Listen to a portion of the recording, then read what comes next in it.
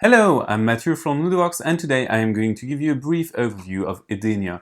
Edenia is a space exploration game for 2 to 4 players ages 8 and up, and it plays in around 30 minutes. So in this game, we are sheep and we kind of ate everything on our planet, and we want to explore the universe in search of wonderful meadows and pastures. Namely the planet Edenia, which is all green and grassland, so that's what we want. There are a few ways to win, two of which, so first, if you get your 3 sheep on Edenia first, you win the race and you win the game. The other thing that you can do is collect the most victory points, because there is another way to end the game, and if you get the most victory points, which is at the same time represented by this Edenia tokens, but also by turbo clovers, by artifacts that you're going to gather around the galaxy, and flags that you're going to put on planets to colonize them.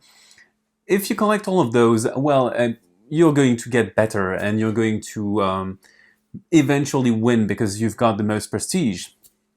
So what do I do in a player turn? It's very simple. I choose one of my 3 sheep and move it. I move it along a path, and I've laid out a few times here, but at the beginning of the game they aren't there. So I'm going, for example, let's assume I'm yellow, and I'm going to take that blue nebulous path here. So I follow that path and I get 1 exploration per turn.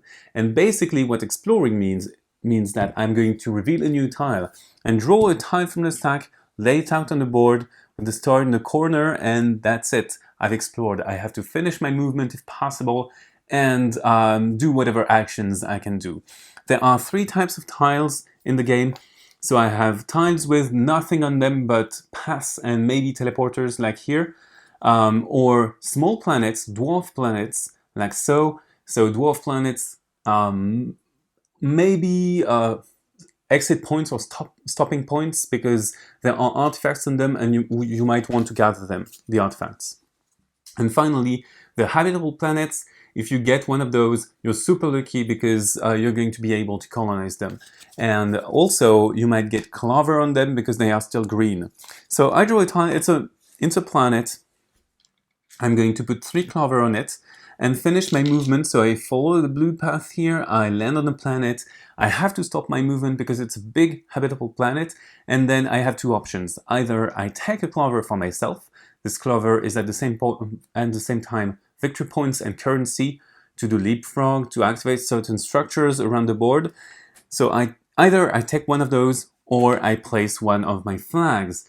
And putting a flag means that I get 7 victory points. If another player comes, that player could say, okay, I don't want your flag to be there. I was there last, so I'm going to put my flag instead of yours. And that works.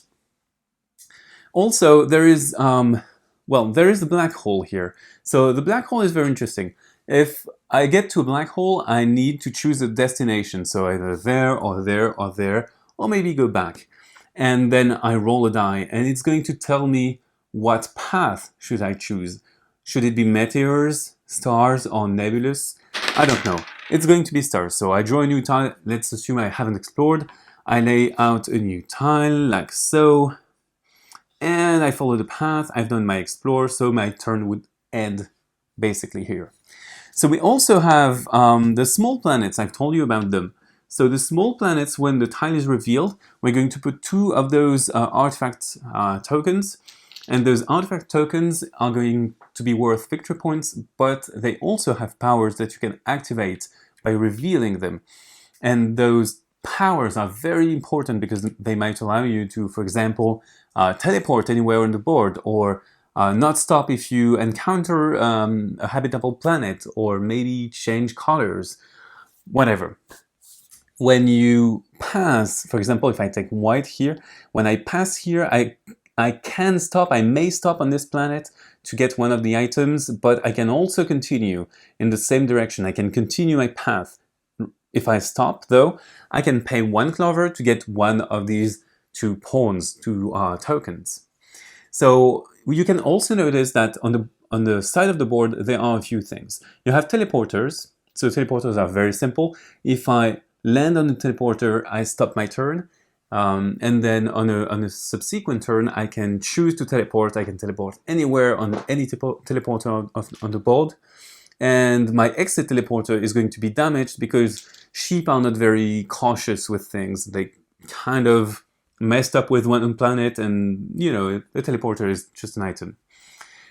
You also have converters, so that they change colors. So for example, here, the white path becomes a blue path, or here you have the choice. The white can become either blue or red. So that allows you to continue paths. And there is also bouncers, like so relay stations. If you get there first, you get a clover, and otherwise, every time you land on them, you can go back, so you can have a kind of an extra move and go back on a path and do several actions. You don't have to stop on them. So the game ends in 3 ways. So first, if a player, let's say me, I get there with my 3 sheep, the game is over because my 3 sheep have arrived safely at the final destination. I won. Otherwise, every time a player goes there, that player would take a token here, and the victory points decrease over time. And if there is no more tokens to be taken, the game ends, and you count victory points. The one with the most victory points wins. And the third way of winning is if you can answer the question of life, universe, and all else. So you know the answer is 42. So if you get to exactly 42 points, you win the game. And at any given time, if you have exactly that score, you stop the game, you won. Well, you know almost everything about Edenia. So bye bye and see you on Ludovox.